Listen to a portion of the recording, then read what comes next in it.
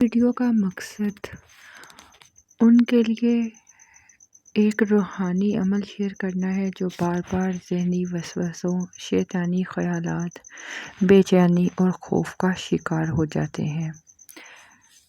اس video میں ایک قرآنی روحانی طریقہ بتایا جائے گا جو دل و دماغ کو صاف، پرسکون اور محفوظ بناتا ہے۔ السلام علیکم۔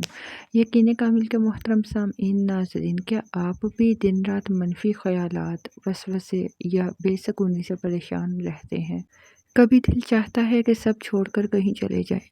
کیا آپ کے ذہن میں بار بار غلط خیالات آتے ہیں؟ حالانکہ آپ نہیں چاہتے، تو آپ اکیلے نہیں ہیں۔ یہ شیطانی وسوسے ہیں جن سے نجات قرآن اور ذکر الہی سے ممکن ہے۔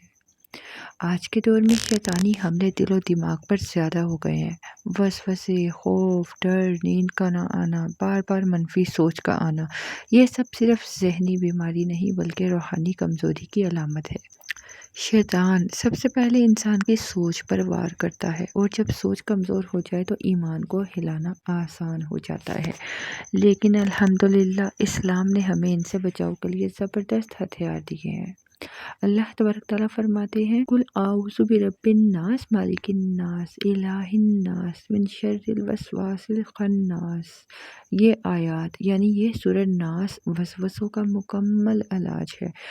حضرت محمد مصطفیٰ صلی اللہ علیہ وآلہ وسلم نے فرمایا، جو شخص سورہ ناس اور سورہ فلق صبح و شام پڑھے، اللہ اسے ہر شر سے محفوظ رکھے گا۔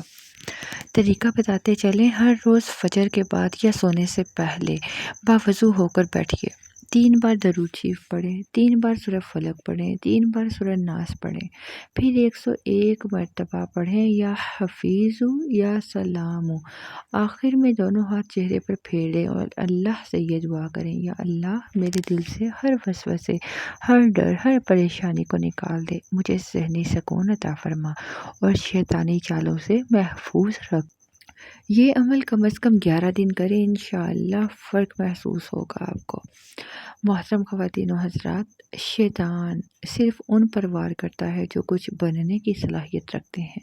اگر وہ آپ کے پیچھے ہے تو سمجھ جائیں آپ قیمتی ہیں، مایوس نہ ہوں۔ اللہ نے خود فرمایا، میری رحمت ہر چیز پر غالب ہے۔